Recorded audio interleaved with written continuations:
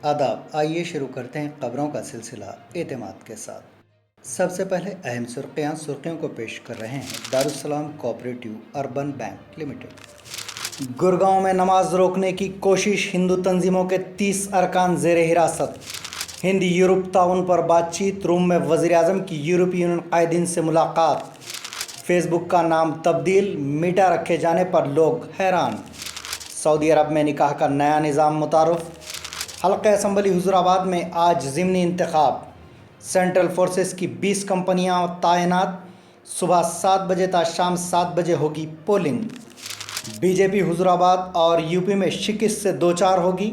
मरकज़ ने हैदराबाद में तबाही पर कोई मदद नहीं की, सदर मजलिस बैरिस्टर असदुद्दीन अवैसी का बयान। और T20 वर्ल्ड कप में पाकिस्तान की तीसरी जीत।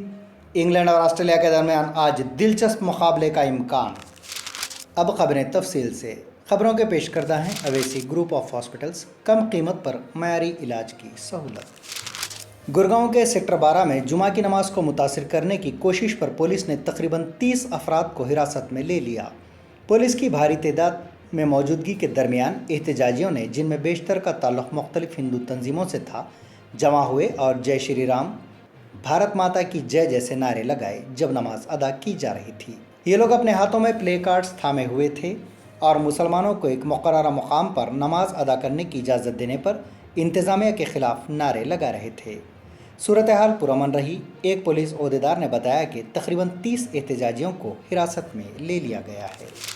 वज़ीर आज़म नरेंद्र मोदी ने जुमा को यूरोपीय यूनियन के कायदीन के साथ वसी बातचीत की, जिसके दौरान दोनों फ़रीक़ों ने बिलख़ुसूस तिजारत, सक़ाफ़त और माहौलियात जैसे शोबों में हिंद यूरोपीय यूनियन दोस्ती को गहरा करने के बारे में बातचीत की। वज़ीर आज़म मोदी ने जो G20 कॉन्फ्रेंस में शिरकत के लिए रोम पहुँचे, अपनी सरकारी मसरूफियात का आगाज़ यूरोपीय काउंसिल के सदर चार्ल्स माइकल और यूरोपीय कमीशन के सदर के साथ मुलाकातों से किया।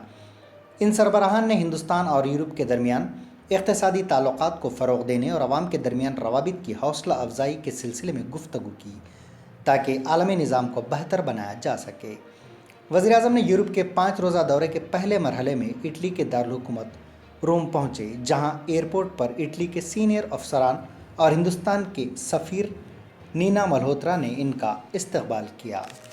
बॉलीवुड सुपरस्टार शाहरुख खान के बेटे आर्यन खान को एक और रात मुंबई की आर्थर रोड जेल में गुजारनी पड़ी, क्योंकि सीनियर जेल ओहदेदारों ने कहा है कि रिहाई के कागजात मुकर्रर वक्त के अंदर इन तक नहीं पहुंच पाए। ओहदेदारों ने कहा कि हम किसी के साथ ख़ास सलूक नहीं कर सकते, क़ानून सब के लिए एक है। ज़मानत के कागजात वसूल करने का वक्त 5:30 बजे है, ये वक्त गुजर चुका है। इससे पहले बॉम्बे हाई कोर्ट ने 14 ज़मानती शराइत पर मुश्तमिल अपना हुक्मनामा जारी किया।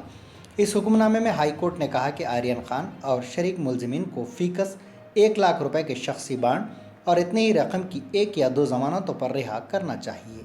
तवक्को है कि आर्यन खान को हफ्ते के दिन जेल से रिहा किया जाएगा।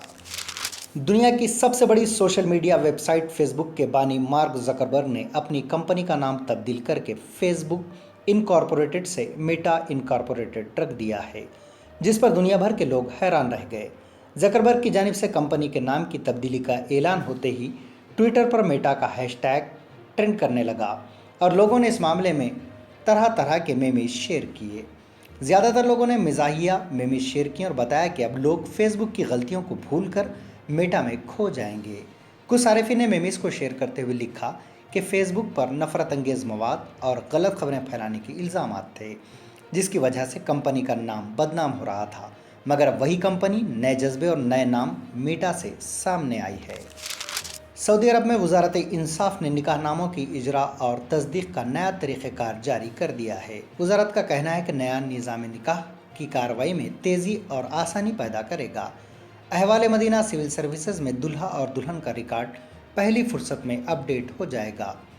उम्मीदवार वज़ारत इंसाफ के ई गेट पर मुतल्लिक़ा फ़रीक़ों की बुनियादी मालूमात का इंदराज कराए। तमाम मालूमात मतलूबा खानों में दुरुस्त तौर पर दर्ज की जाएँ। दरख्वास्त देने के बाद मंजूरी के लिए ज़्यादा से ज़्यादा 2 दिन इंतज़ार करना होगा। वज़ारत इंसाफ ने तवज्जो दिलाई है कि माहिरीन दरख्वास्त का बारीक बीनी से जायज़ा लेंगे, जिसमें देखा जाएगा कि निकाह के फ़रीक़ों पर मुक़र्रर शराइत व ज़वाबित लागू हो रहे हैं या नहीं। मुतल्लिक़ा फ़रीक़ दस्तावेज़ की तस्दीक करेंगे, फिर उम्मीदवार को मुतला किया जाएगा कि वो निकाह की कार्रवाई शुरू कर सकता है। نکاح خاں کا انتخاب کیا جا سکتا ہے۔ اس ضمن میں دلہن سے نکاح کی زبانی منظوری لی جائے گی۔ حلقہ اسمبلی حضور آباد کے ضمنی انتخاب کے لیے وسیع تر انتظامات کیے گئے ہیں، جو ہفتہ 30 اکتوبر کو منعقد ہوگا۔ کووڈ-19 کی وبا کے پیش نظر الیکشن کمیشن نے خصوصی کووڈ پروٹوکول جاری کیے ہیں، جس کے تحت کووڈ سے متاثرہ رائے دہندوں کو بھی کووڈ پروٹوکول پر عمل آوری کے ذریعے حق رائے دہی سے استفادہ کی اجازت دی جائے گی۔ آزادانہ اور منصفانہ انتخاب کو یقینی بنانے کے لیے الیکشن کمیشن نے اس حلقے میں سینٹرل فورسز کی 20 کمپنیاں متعین کی ہیں، جبکہ ریاستی فورسز کی 2 کمپنیاں بھی تعینات کی جائیں گی۔ ضلع کلکٹر اور ریٹرننگ آفیسر آر.وی. کرنن نے جمعہ کو میڈیا کے نمائندوں سے بات کرتے ہوئے کہا کہ حلقے حضور آباد میں صبح 7 بجے سے شام 7 بجے تک رائے دہی کی سہولت رہے گی۔ بیرسٹر اسد الدین اویسی، صدر کل ہند مجلس اتحاد المسلمین اور رکن پارلیمنٹ حیدرآباد نے کہا ہے کہ بی جے پی کو نہ صرف اتر پردیش کے انتخابات میں شکست ہوگی، بلکہ وہ حضور آباد کے ضمنی انتخاب میں بھی شکست سے دوچار ہوگی۔ بیرسٹر اویسی نے اپنے ایک ٹویٹ میں یہ بات بتائی۔ صدر مجلس نے کہا کہ بی جے پی کی تقسیم کی سیاست کو ملک بھر کے عوام انتہائی قریب سے دیکھ رہے ہیں۔ بی جے پی کی زیر قیادت ریاستوں میں مسلمانوں پر مظالم ہو رہے ہیں۔ تریپورہ میں 15 مساجد کو تباہ کر دیا گیا، لیکن حملہ آوروں کے خلاف کوئی کارروائی نہیں کی گئی۔ مرکزی حکومت کی پردھان منتری آواس یوجنا اسکیم کے تحت 10 مکانات بھی مسلمانوں کے حوالے نہیں کیے گئے۔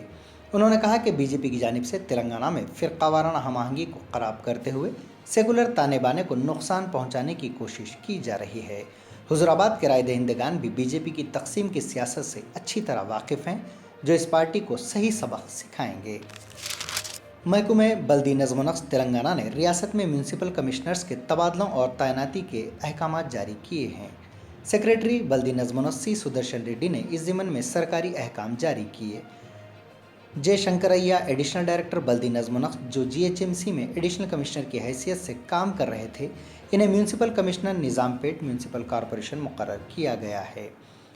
سی H Nageshwar Rao, additional commissioner greater Warangal municipal corporation کا تبادلہ کرتے ہوئے انہیں commissioner Meerpet municipal corporation مقرر کیا گیا ہے۔